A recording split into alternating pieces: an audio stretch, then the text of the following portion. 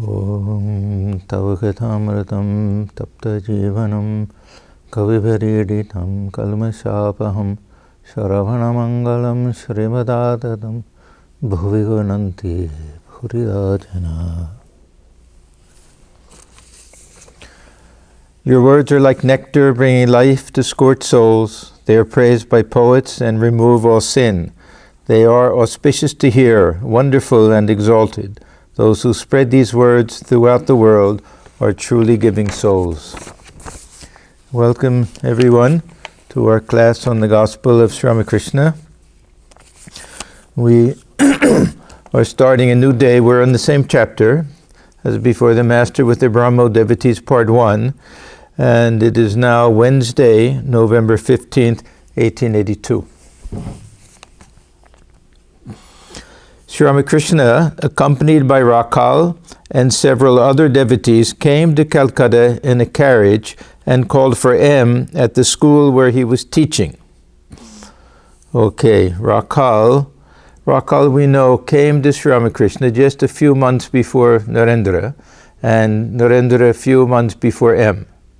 So the three of the main players, main actors in this divine play of Sri Ramakrishna, they all came probably within 6 months or so, a year at the most.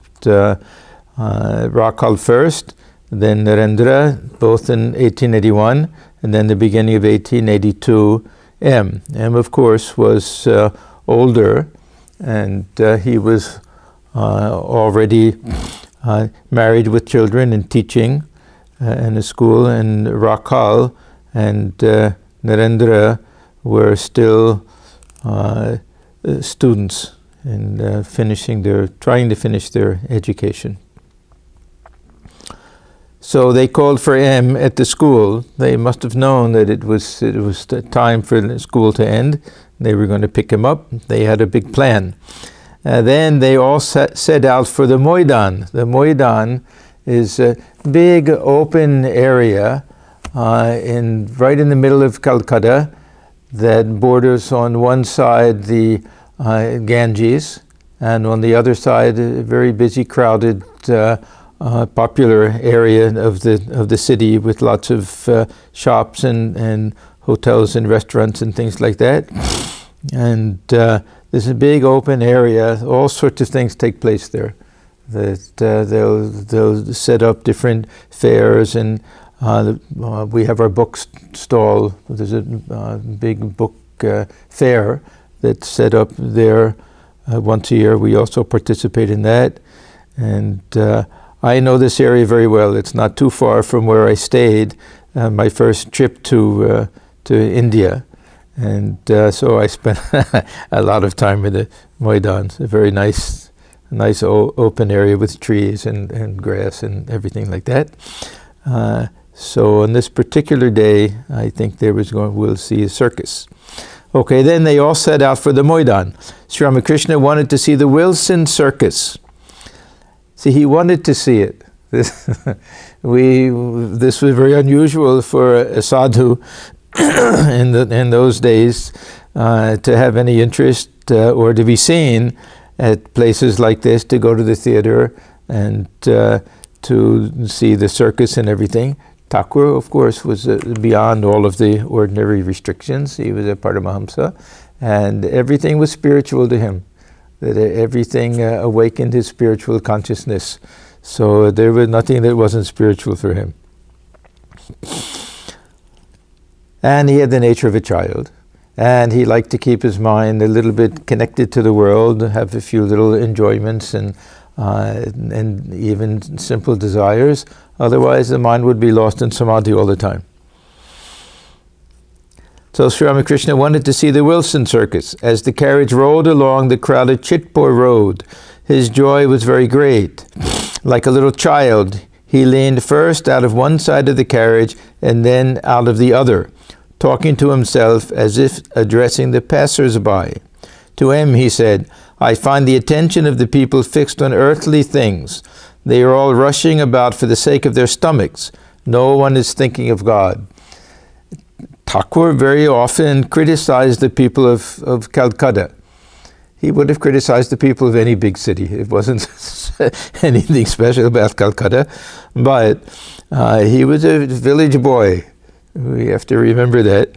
And this was a brand new thing to see all of these Western educated people with all of the modern enjoyments and things, very much influenced by the British, and it was something that he had never run across at all. And he was used to simple village people who the whole daily life was revolving around all the religious traditions, the Hindu traditions of the day. So I find the attention of the people fixed on earthly things. They are all rushing about for the sake of their stomachs. No one is thinking of God. They arrived at the circus. Tickets for the cheapest seats were purchased. So the cheapest seats would have been furthest away, but you get a big view of everything. So he liked it. The devotees took the master to a high gallery, and they all sat on a bench. He said joyfully, "Ha! This is a good place. I can see the show well from here." There were exhibitions of various feats. A horse raced around a circular track over which large iron rings were hung at intervals. The circus rider, an English woman, stood on one foot on the horse's back, and as the horse passed under the rings, she jumped through them, always alighting on one foot on the horse's back. The horse raced around the entire circle, and the woman never missed the horse or lost her balance. When the circus was over, the master and the devotee stood outside in the field near the carriage. Since it was a cold night, he covered his body with his green shawl. Sri Ramakrishna said to M, "Did you see how the English woman stood on one foot on her horse while it ran like lightning?" One of the devotees said to Sri Ramakrishna once, "If we take you any place, you'll get dozens of examples, spiritual examples, by seeing things." This was the nature of Thakur's mind. "Did you see how the Englishwoman stood on one foot on her horse while it ran like lightning? How difficult a feat that must be. She must have practiced a long time." Now we'll get an illustration of what's called Abhyasa Yoga in Gita, the yoga of constant practice. The slightest carelessness, and she would break her arms or legs. She might even be killed. One faces the same difficulty leading the life of a householder. A few succeed in it through the grace of God and as a result of their spiritual practice, but most people fail. Entering the world, they become more and more involved in it. They drown in worldliness and suffer the agonies of death. A few only, like Janaka, have succeeded through the power of their austerity in leading the spiritual life as householders. Therefore, spiritual practice is extremely necessary. Otherwise, one cannot rightly live in the world. Now, we often see Sri Ramakrishna saying, first realize God, then live in the world. It is too high. We have to understand it more in this sense, that first get established in spiritual life. First get this spirit of dispassion and get some yearning for God realization. Let the mind get fixed in some spiritual practice in solitude. He recommended all of these things. Otherwise, he says the mind is likely to get mixed up with the world, like water that's poured into milk and water together, they'll get mixed up. He says if the mind is like milk, then you have to let it sit in a quiet place first. You have to turn it into curd. So that was solitude. And then you have to do some spiritual practice. You have to turn it into butter. Then if that butter is put into water or milk, it won't mix with it. It'll remain separate from it. So this is really what he's saying. Otherwise, the mind will get mixed up too much with the world. So in the beginning, and really this is the whole point of the stages of life. This brahmacharya stage before marriage is when one should establish oneself in dharma. This is why the stages of life have the different aims of life connected with them. Then, being established in dharma, having some spiritual practice, having some real priorities in life, then one can enter the householder stage of life, and one can pursue kama and artha. This fulfillment of desires and accumulation of wealth according to dharmic means and without any excess, done in moderation, and it won't be harmful. It'll be helpful in spiritual life. But the other point is that through spiritual practice, then we can train the mind. Just as she trained herself, the Bibi, they called her, this English woman, as she trained herself to be able to do the very difficult task. It must have been hours and hours and hours of practice. So we have to do the same thing. Abhyasa Yoga is generally it refers to the meditation when the mind wanders away and we pull it back. And this is what the practice of meditation is. We really practice meditation. We don't perform meditation.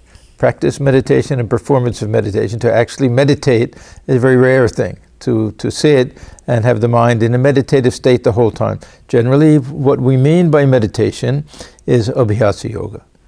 That means the attempt to concentrate the mind on one thing. So we're not even accomplishing dharana. We're accomplishing an attempt at dharana to fix the mind on a single object of meditation, and whenever it wanders away, we bring it back. And the goal is to not let it wander away too much, to observe it, to catch it, and to bring it back, and to let the period of wandering become less and less, and deeper that power of the mind to concentrate. This is called Abhyasa Yoga. The master got into the carriage with the devotees and went to Balaram Bose's house. Now we're getting all of the important people here.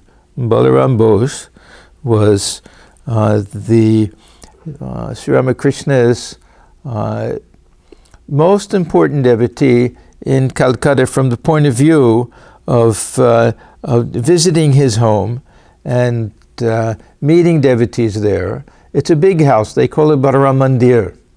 It's not a temple, mandir, but it's quite a large house. And now, of course, it's one of our centers. If you go there and you go up to the second floor, it's an interesting house because there are rooms on the outside, then there's an interior veranda, and then you look down over the ground floor. The whole thing is open that way. And there's one big hall when you go up on the left side, and this is where Thakur would generally meet with the devotees and where he would sleep at night. They say that he spent over 100 nights there in Balaram Bose's house, and now that's where the main shrine is. So if you've never been there, it's a wonderful place. You can go and you can sit and meditate in the very room where Thakur used to sleep and stay overnight, and the devotees would be there also with him, and where he gave so many beautiful teachings. Generally, when we have recorded conversations at Balaram Bose's house, it'll be in that room upstairs. And of course, we have the Rath Yatra, when they were great devotees of the Vaishnava devotees from the Chaitanya school, and they were wealthy. Balaram Bose didn't care too much for that, but his brothers and the rest of the family, they were wealthy. They had a place in Puri and other places in Vrindavan, and very, very pious Vaishnava family. So they went to Balaram Bose's house. He was taken with his companions to the second floor. So this will be that room that I'm talking about. It was evening and the lamps were lighted. The master described the feats he had seen at the circus. Gradually, other devotees gathered, and soon he was engaged in spiritual talk with them. Whenever he went to a place, then they all knew Balaram Bose. He would send word out. It would go from house to house. He would let one person know or a few people know, and they would tell others.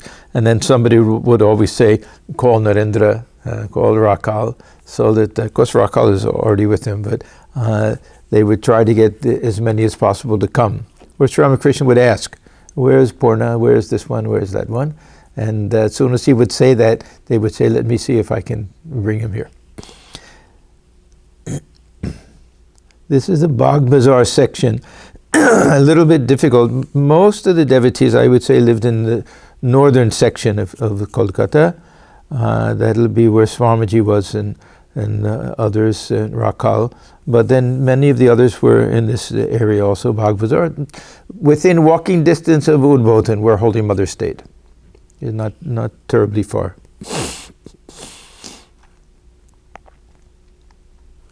The conversation turned to the caste system. Very often the conversation will turn to the caste system because this was a hot subject at that time. From the time of probably Raja Ram Mohan Roy, and then of course with the Brahmo Samaj, and with the Keshav and Vijay and all of the others, this was a very big question that what to do with the caste system, abolish the caste system, or get rid of the restrictions. It wasn't so much the caste system that was a problem, but the fact that there were exclusions and privileges for some, and that there was a restriction, of course, against mixing. And then we have the whole Shudras and outcasts and everything who were greatly disadvantaged. So there's a big issue. Should they outlaw the caste system completely? The Brahmos, of course, they were very much interested in social reform. So this was one of the issues for them. And so it very often came up. The conversation turned to the caste system. Sri Ramakrishna said, the caste system can be removed by one means only, and that is the love of God. Lovers of God do not belong to any caste. The mind, body, and soul of a man become purified through divine love. Now, this is an idea that was not original with Sri Ramakrishna, that was very specific to the Chaitanya school, that they also believed that. But almost all of the great devotional movements in India were against this caste distinction. They were very egalitarian. And this will go back to Guru Nanak and the Sikh movement, and to, of course, Chaitanya Deva and Kabir, and many of the great poets. This devotional renaissance that took place in India, the 13th, 14th, 15th centuries, 16th century, that they didn't care for caste system. And then, of course, you have the Baus, and you have the Sufis and others. The Baus, they didn't care for even religious distinction. That in one and the same akras, these ashrams, these communities, they'll have those, some who are Muslim, some who are Hindu, some who are Vaishnavas, some who are Shaktas. It didn't make any difference. So they completely, purposely didn't care for any distinction, not just caste, but even distinction between his Hindu and Muslim distinction. So this is something that was Sri Ramakrishna was well within that tradition of mystic saints, we can say, as opposed to the acharyas. The acharyas, or at least their followers, were very often quite orthodox. And we see big distinctions in their communities between who is a Brahmin, who is non-Brahmin and everything. But the great saints and mystics, they generally didn't care for caste. And this was the one reason that all lovers of God belonged to the same caste. Thakur said that, Chaitanya Deva said that. The mind, body, and soul of a man become purified through divine love. Chaitanya and Nityananda scattered the name of Hari to everyone, including the pariah, and embraced them all. A Brahmin without this love is no longer a Brahmin, and a pariah with the love of God is no longer a pariah. We can take it even further back. This will go back to the what's called Itihasa, even Mahabharata and others. We have this expression we find there, this Nama Brahman. Nama Brahmana is someone who's a Brahmin in name only. They belong to that caste, but they don't have any of the qualities. So they don't belong, they shouldn't be considered to be Brahmins. Those who are, Brahmin means those who live in Brahman. So we get this idea, who is the real Brahmin? It has nothing to do with a hereditary caste. Swamiji, of course, was intrigued with this question and actually bothered by this question, that was caste always hereditary? We find a whole series of letters that Swamiji wrote, correspondence between him and one Paramada Das Mitra, who was a great scholar.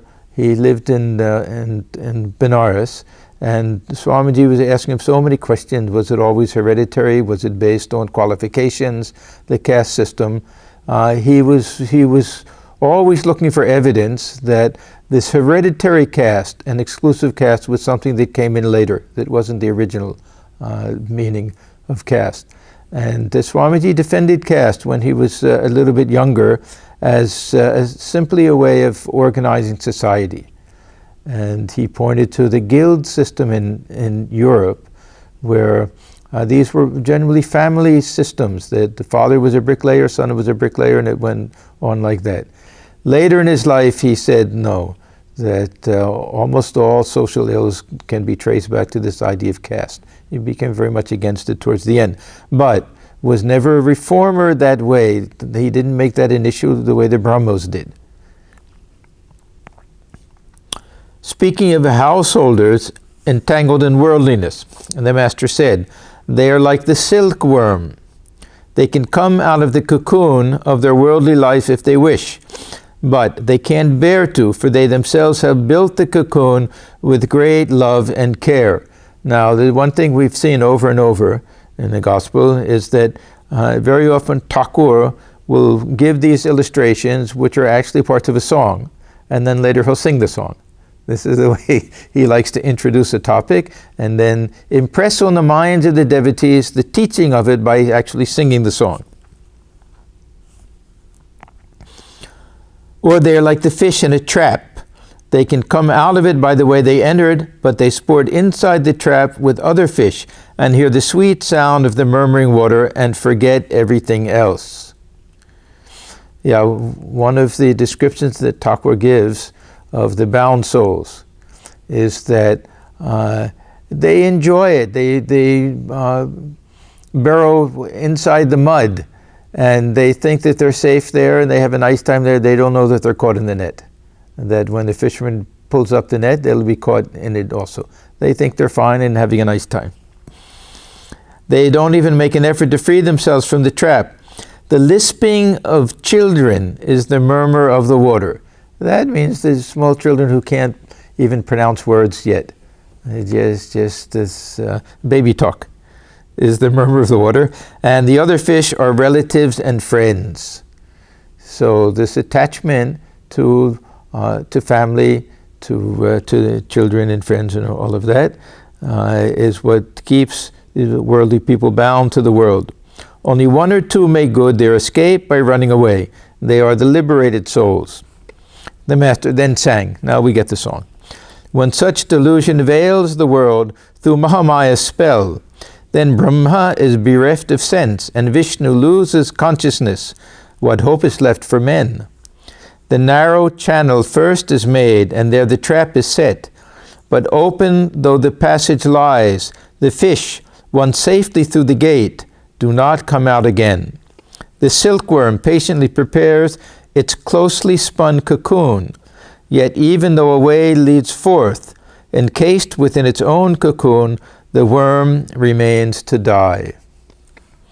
The master continued, man may be likened to grain.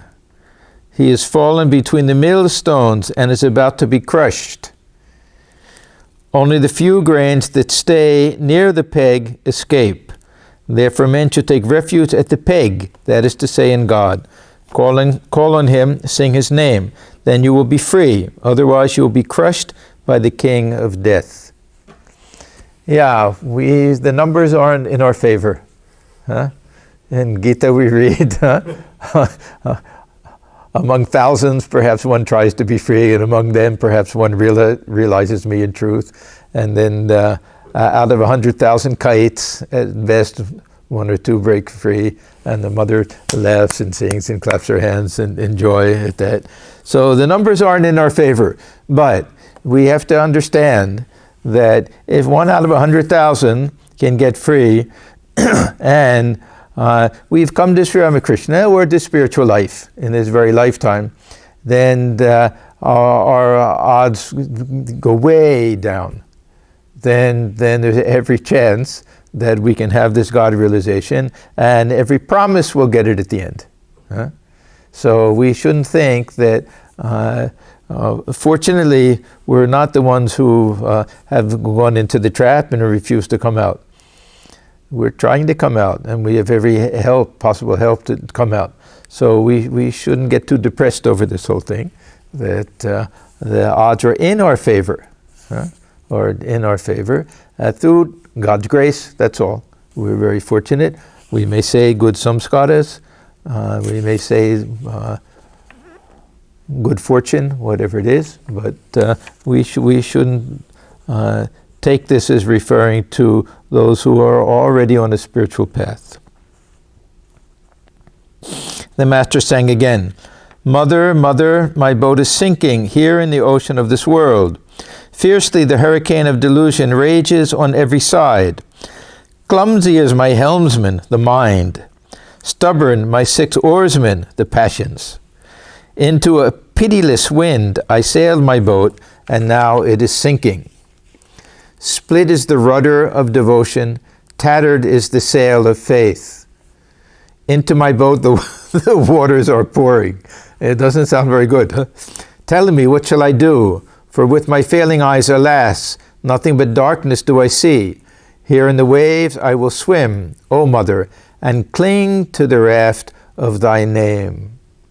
So this, again, it's not to make us feel pessimistic, that this is our... Really look at the state, that the boat is sinking. Okay, then what is this hurricane that's raging? Delusion. So we all have a bit of delusion. Then clumsy is the helmsman. That means the mind. So the mind is not our best friend all of the time. And who are the 6 oarsmen? The 6 passions: lust, greed, pride, anger, and the like. And they're very stubborn. Then we're going into a very difficult wind. What we're waiting for is what Thakur calls this anukul hawa. This favorable breeze, favorable wind. When we get that, that means the wind's at our back. And we don't have to fight too much. We simply have to put up the sails, and it'll carry us the whole way. But it says that I sailed my boat and it is now sinking. So we seem to be helpless. Then we can cling to devotion. But that's the rudder. The rudder is devotion, and that rudder is split. So if the rudder is split, it's not going to be able to keep the ship straight. Then what about the sail? It's tattered. What is the sail? The sail of faith. So what's happening? The water is rushing into the boat. That means it's about to sink, and there's nothing that anybody can do, that we'll be swimming around without even a raft. But it says, "O Mother, your name is the raft."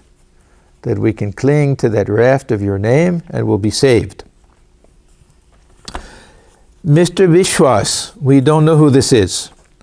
I don't think he was introduced earlier. I don't remember. Was he introduced? Mr. Vishwas. This is the first time we hear about him. I don't think we hear about him again. And he's not introduced. There's not too much that we know. And Mr. Vishwas, perhaps M didn't even know his full name. Very rarely did we find this Mr. and with just one name. Mr. Vishwas had been sitting in the room a long time. He now left.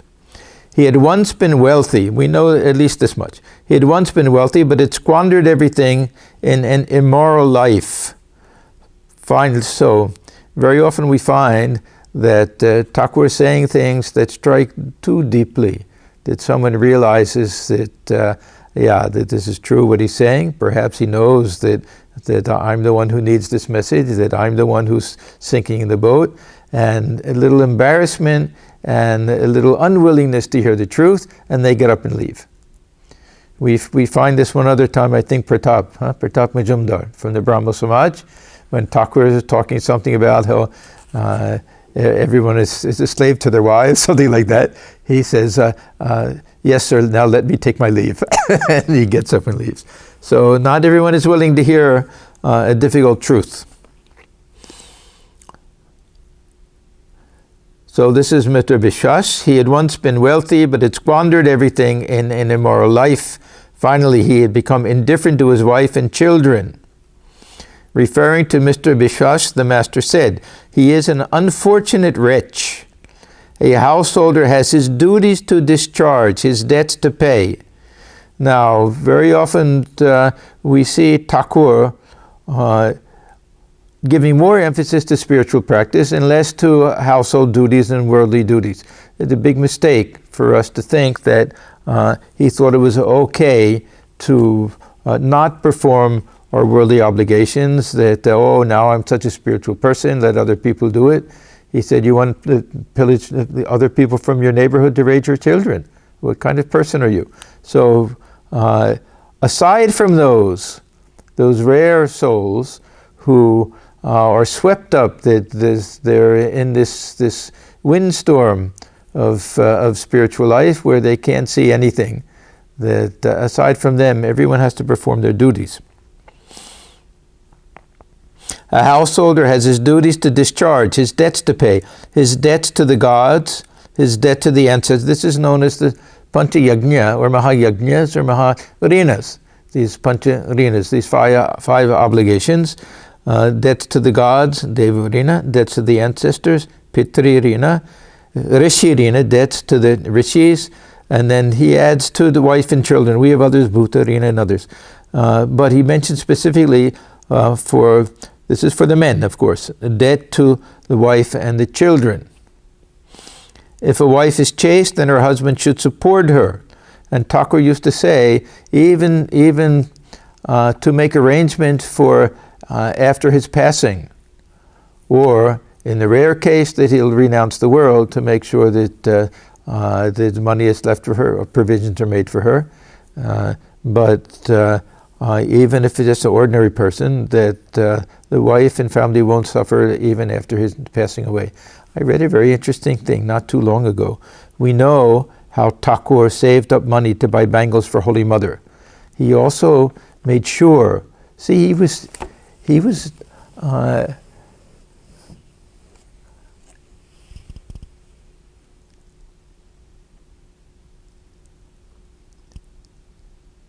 very, very sharp in one way. I don't want to say calculating, because there was nothing calculating about him. But we shouldn't think that he was just simple in the bad sense. It's simple in the sense that he really didn't pay attention. He paid tremendous attention to everything. And what I was reading is that he knew exactly how much money he got every month. And he wanted a certain amount of money to be kept aside for Holy Mother, for after his passing away. It wasn't just that, he had money saved to buy her bangles, we know that. But in addition to that, and I don't know what happened to that money, if it was ever given to her. We know that after his passing, that the stipend for her, which he wanted to go to her, the stipend that he had received, that was stopped. And that she, of course, didn't live there anymore at the Dakshineshwar Kali temple. But he really, for a man who couldn't save up anything for himself, he made sure that some money was kept aside and in a safe place and would accumulate for Holy Mother after his passing away. I doubt if she ever got it, because when she went to Kamarpukur after that, she was in a state of really terrible poverty at that time. So even Thakur made provisions for his wife, who wasn't the wife in an ordinary sense, of course, for the Holy Mother, after his passing away. Only a monk must not save. So he made that exception for himself, because he knew who Holy Mother was, and he knew that she would have to go through difficult times. Only a monk must not save. The bird and the monk do not provide for the morrow. Now, Swami Vivekananda, he was another exception, that he did the very same thing. Of course, he had no wife, but for his mother, to make sure that there were provisions there for his mother. And of course he died before his mother, and that she would have some place to stay and some income. Because Swamiji's other two brothers, I don't think they were ever successful in terms of earning money.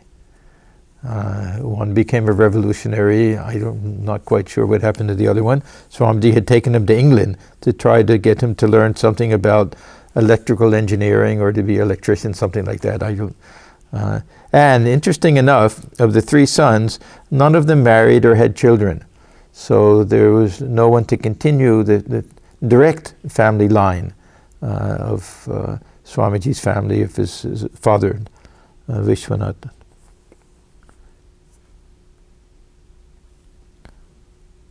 So he says, only a monk must not save. The bird and the monk do not provide for the morrow, but even a bird provides when it has young. It brings food in its bill for its chicks. Now at other times he'll say, but once they get old enough, the mother bird will even peck them to go out so that they learn how to provide for themselves. Balaram, Mr. Bishash now wants to cultivate the company of a holy people. So Thakur knew that if someone's whole life is going in one direction, you can't simply one day change everything. These old samskaras will be there, and very difficult to break old habits. So he gives an interesting explanation for this. Master with a smile, a monk's kamandalu goes to the four principal holy places with him, but it still tastes bitter.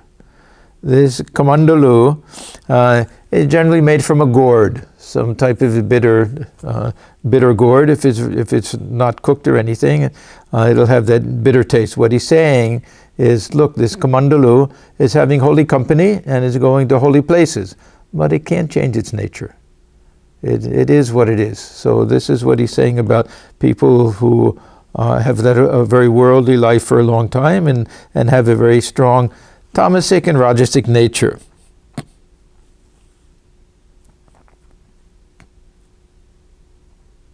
Likewise, it is said that the Malaya breeze turns all trees into sandalwood. But there are a few exceptions, such as the cotton tree, the ashwatha, and the hog plum. So there has to be some inner stuff already there for the transformation to take place. Some frequent the company of holy men in order to smoke hemp. Some do it to get nice prasad also. Many monks smoke it, and these householders stay with them, prepare the hemp, and partake of the prasad. Okay, so that is the end of, that was November 15th, Wednesday. So now it's the 16th, Thursday. My guess, of course they picked up M. I don't know if this is, there's usually a long vacation period at Durga Puja time.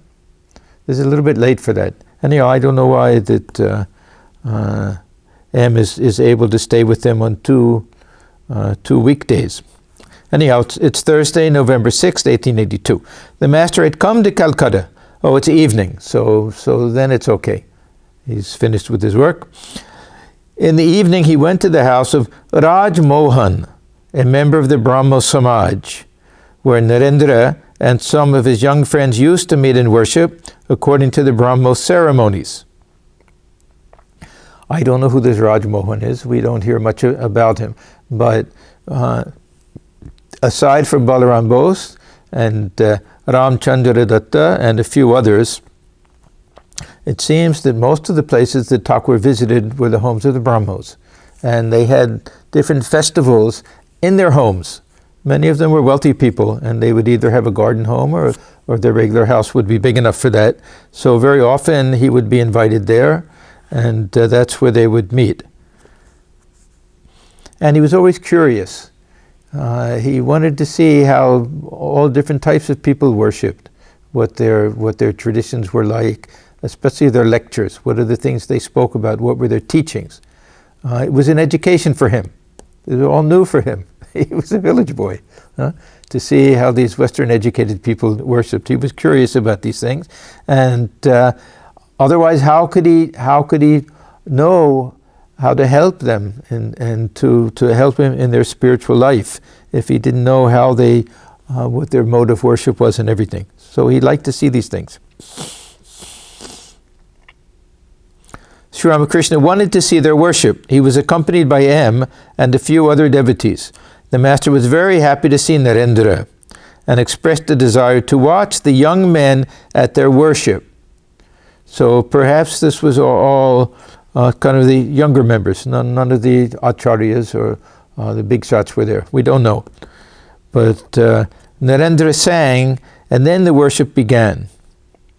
One of the young men, conducted it. He prayed, "O Lord, may we give up everything and be absorbed in Thee."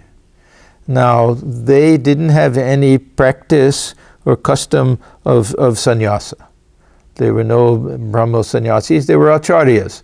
The acharyas were simply like priests. They were married people, generally. And they didn't follow all of these traditional customs of sannyasa. They didn't believe too much in guru, avatar, many of the different things. Of course, image worship was out of the question. So this is a kind of an odd thing. Huh?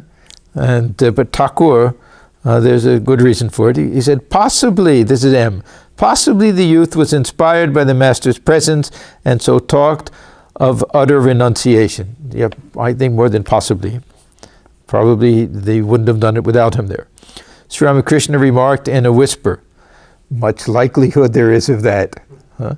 So he knew, aside from Narendra, and who maybe Rakala, one or two others, but the general run of the people who went to the Brahmo Samaj, that there was very little chance that they would renounce everything for God realization. Raj Mohan served the master with refreshments. There's a very short section that we have here for November 16th. And then the next we get to Sunday. This is November 19th, 1882. It was the auspicious occasion of the Jagadhatri Puja, the festival of the Divine Mother. Jagadhatri Puja is this is the time for it. Do you know what day it is? It's one of these days. I think this sometime last week or this coming week. This is Jagadhatri Puja time. And this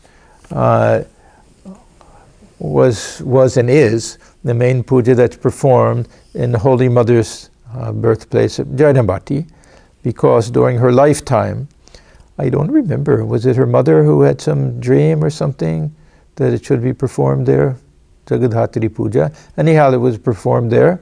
Holy Mother got Swami Sharadananda and others to help arrange the whole thing.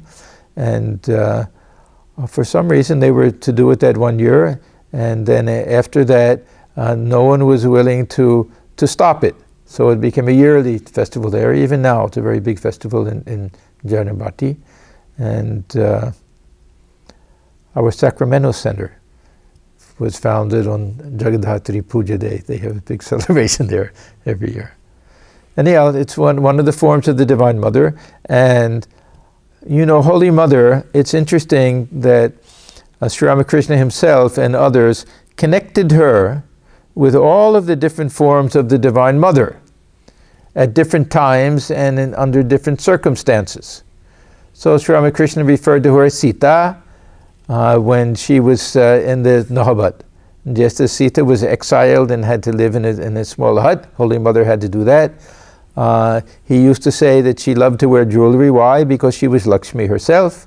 He used to say that Sharada meant the giver of Sara, the giver of wisdom, that she was Saraswati.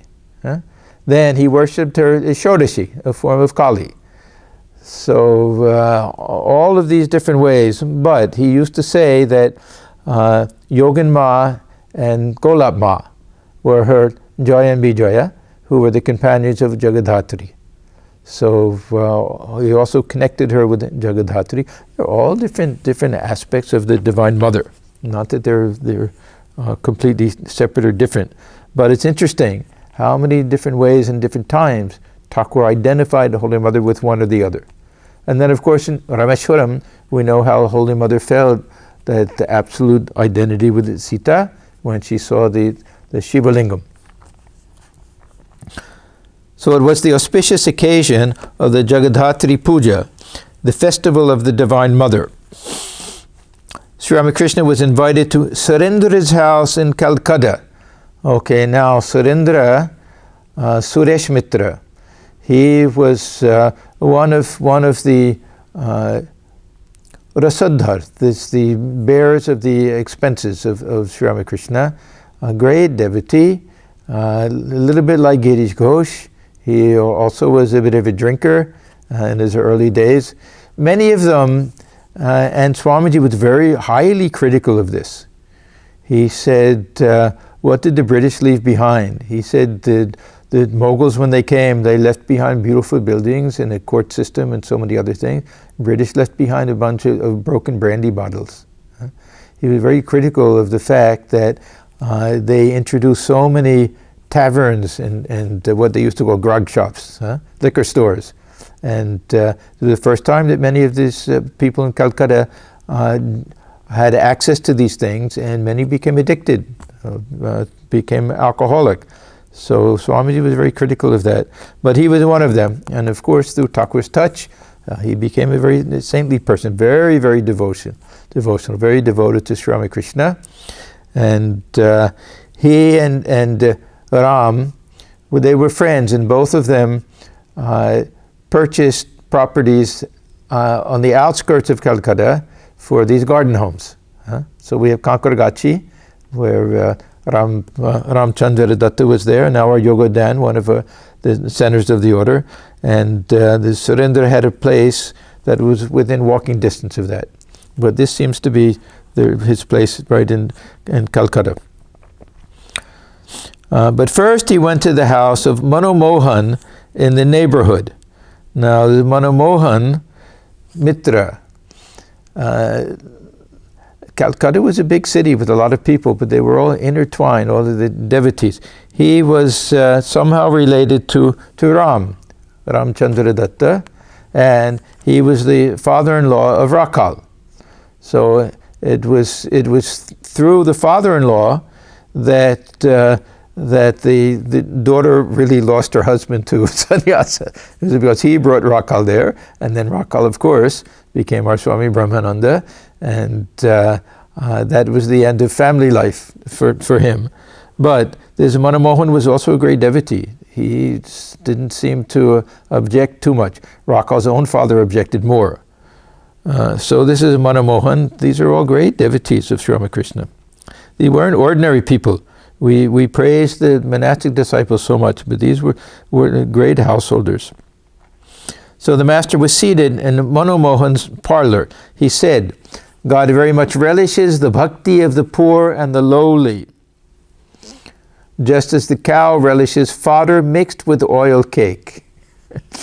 King Duryodhana showed Krishna the splendor of his wealth and riches, but Krishna accepted the hospitality of the poor, Vidura. God is fond of his devotees. He runs after the devotee as the cow after the calf. There's a Vedic hymn that has the same thing. This comes up in another place. One of the pundits quotes it, the Vedic hymn. Then there's another case where he's introducing a song. Then the master sang, and for that love, the mighty yogis practice yoga from age to age. When love awakes, the Lord, like a magnet, draws to him the soul. Then he said, Chaitanya used to shed tears of joy at the very mention of Krishna's name. Now, Thakur, he talks about Chaitanya Deva so many times. We have to remember that he grew up in a Vaishnava family that was not part of the Chaitanya tradition. They were devotees of Rama. This tradition is a little bit different. Those who were devotees of Chaitanya Deva, they really formed a separate group. They didn't mix so much, they were a little exclusive, they were a little critical of others. And Thakur used to say growing up, we wondered who was this Chaitanya Deva. Did they just set him up as some big guy, or was he really such a great saint as everybody said? But he had his own experiences, when he went to Navadvip, that he had that vision of Chaitanya Deva, Nityananda and everything, and they entered into his heart, and he felt that, yes, they were authentic and genuine.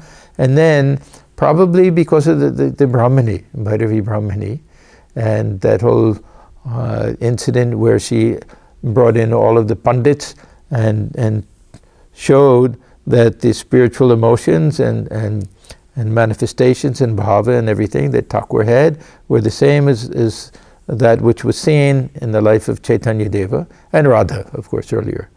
So he developed, it wasn't something that he grew up with, he developed a tremendous love and devotion for Chaitanya Deva, and sometimes would say that Chaitanya, Nityananda, and Advaita, all three of them are here together in this one body.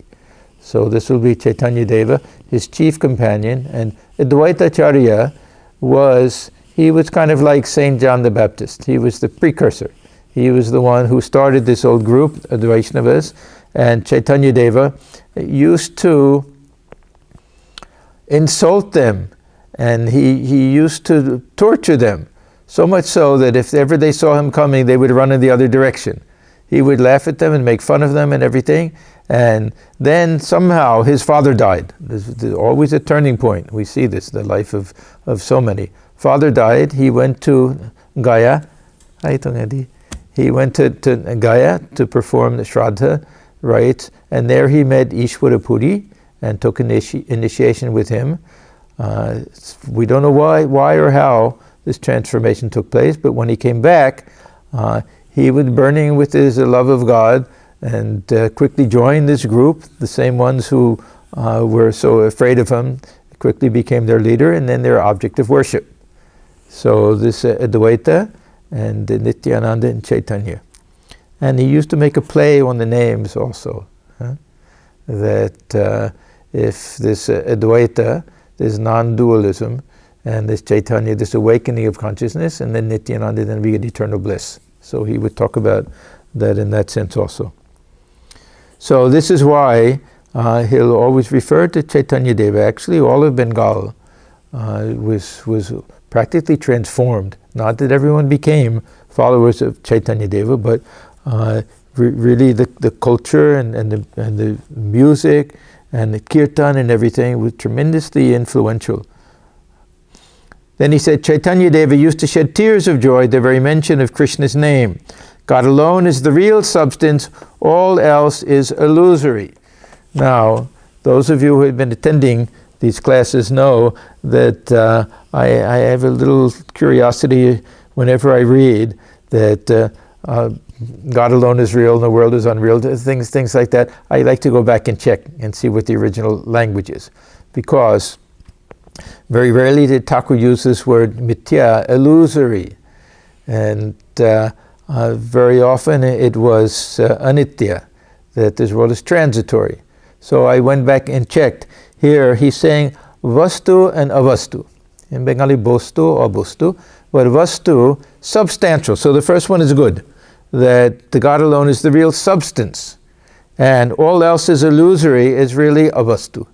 Everything else is insubstantial. Now, what does that mean? I don't take it to mean that unreal like a dream, because Thakur didn't usually, unless he was talking to a jnani, he very rarely used that type of language.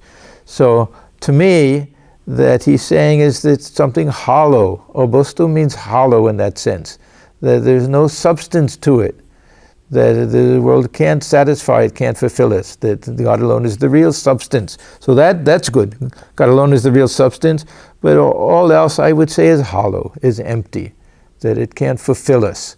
Not that it's an illusion. We shouldn't think that it's just a dream, other people aren't real, this world isn't real, but something insubstantial about it. Man can realize God if he wants to, but he madly craves the enjoyment of lust and gold. The snake has a precious stone in its head. This is it says, a folk belief in Bengal. But it is perfectly satisfied to eat a mere frog. Now, what does that mean? God dwells within. We carry that treasure within us. But we're content to have ordinary enjoyments. not realizing what's there. Thakur gives another nice illustration at other times that people who cultivate rice, and some of it is very good quality rice, they'll have kind of a silo and they'll keep it there, but the rats can burrow in and find their way in, so they take this very cheap rice or puffed rice, koi, something like that, and they sprinkle it outside, and the rats come and they're perfectly content to eat that, not realizing that the real good stuff is inside. So this is a way of explaining, example explaining that. So here it says, the snake has a precious stone in its head. We're carrying God within, but we're perfectly satisfied to eat a mere frog. Worldly enjoyment. Bhakti is the one essential thing. Who can never know God through reasoning? I want love of God. What do I care about knowing His infinite glories? Now this reasoning, remember, vichar, that Thakur again makes a big distinction here. That sometimes he'll say, don't do this vichar. Don't constantly try to figure out with your brain that how much of God has become the world, how much of God is transcendent. Don't bother about these things. At the same time, he says, constantly discriminate. What is real and what is unreal, what is transitory, what is lasting, what is important, what is not important, what is the real substance. Constantly do that type of vichar. But this other type, where we want to know all of the possible manifestations of God, that's too much. He said, try to develop devotion. So, bhakti is the one essential thing. Who can ever know God through reasoning? I want love of God. What do I care about knowing His infinite glories? One bottle of wine makes me drunk. What do I care about knowing how many gallons there are in the grog shop? One jar of water is enough to quench my thirst. I don't need to know the amount of water there is on earth. Another nice example Thakur used to give. We want to bathe in the Ganga. Does that mean we have to start up in Gomukh and Gangotri and go all the way down to Ganga Sagar? That each and every, no, wherever we go and we've done it, we've completed the task. We don't have to know each and every bend in the river and everything like that. We just have to immerse ourselves in the waters. Good. Okay, so we'll stop here. We're on page 157. We'll continue from there. Yeah, he's going to leave Manamohan's house. So we finished that section, and he'll go to Surendu's house. Close with our chant. Om Niranjanam Nityamanantarupam Bhaktanugham Bhatadavigraham Vai Ishavataram Parameshamhidhyam Tam Ramakrishnam Shirasa Namah.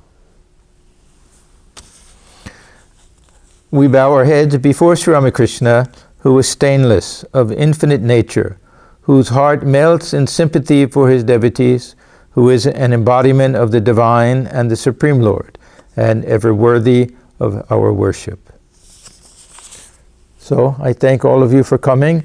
Next time we meet in this class will be the day after Thanksgiving. Huh? Wow. Is that right? Huh? I think so. So we wish everyone a very happy Thanksgiving. Everyone be careful. They're not recommending that people have big family gatherings this time. It's very difficult, but people can get together by Zoom and everything. We'll also do something very quiet here. But still, it's a very wonderful concept for a holiday. A day set aside just for us to express our gratitude for all of the blessings we've received. So, thank you everyone, and we'll see you next time.